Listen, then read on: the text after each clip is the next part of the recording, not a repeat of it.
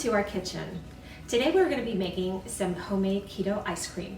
When Life and I started our wellness journey, we thought that we might have to give up a lot of the things that we really love, like ice cream. We would go out to some of the local ice cream places and come to find out those ice creams are not surprisingly full of sugar and chemicals, and we didn't want that in our body. So we searched an alternative to making homemade ice cream and found that you can make delicious, creamy, homemade keto ice cream. Some of our favorite ingredients are no sugar added chocolate. This is just one of the brands that we buy. It's Lily's dark chocolate baking chips, but there are other brands. One of our favorite sweeteners is erythritol with monk fruit. We get this at Costco. We also use allulose. Allulose is actually better for ice cream, but I don't have any today. It does help with the creamy texture, but this actually works just as well. We also use xylitol sometimes. For chocolate and espresso flavored, mocha flavored ice cream, we use this raw cacao powder. And this is wonderful because it has a lot of extra magnesium and potassium, so it's actually really, really good for you. Because today we're going to be making mocha flavored ice cream, we use espresso baking powder. What this does is it gives it a bit of a coffee flavor, and it activates the cacao powder that we're going to be using. So let's get started. So my base for all my ice creams is 2 cups of heavy whipping cream with all the fat in it, yum, and 1 cup of half and half. This is what gives it the creamy texture. We have a secret ingredient. It's called vodka. We add this to help with the creamy texture. Believe it or not, it works. So about 2 tablespoons. You can't even taste it. There are other things you can use, like cream cheese and, like I mentioned, allulose. However, vodka works just great. We're going to add about a tablespoon of the espresso powder, about a 1/4 cup of the cacao powder, and we're going to be adding about a 1/3 of the erythritol.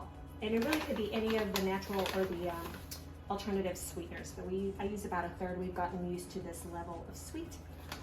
Erythritol occasionally has an aftertaste to it, but I find that with the ice cream, you don't taste it as much, so it's pretty good.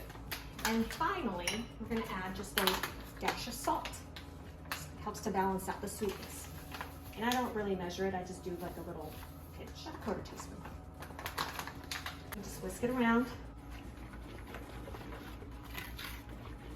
You can use a mixer, however you have to be careful because you can turn it into whipped cream because we're working with heavy cream here. There you go.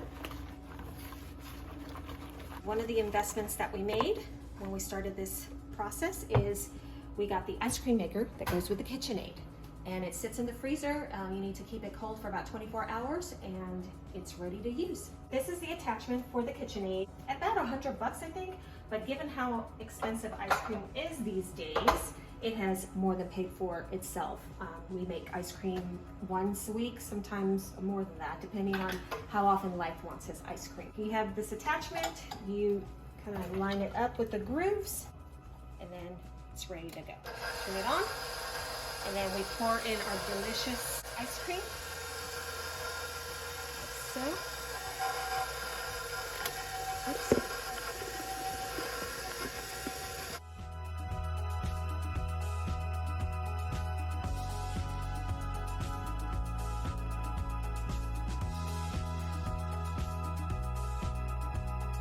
Here comes the fun part. Unloading the ice cream. As you can see, it's very smooth and creamy. I added about half a cup of the chocolate chips. And then you scoop it out, put it in these nice little ice cream containers that we got from Amazon. And you can probably eat it in about 4 hours. However, the texture is better if you wait about a day. So about this time tomorrow, it will be nice and scoopable. See, the texture is very creamy. And with the base recipe, you can change the flavors. You can add frozen fruit, peaches or cherries. You can make strawberry. If you do the strawberry one, you can add some cream cheese and make it like a strawberry cheesecake.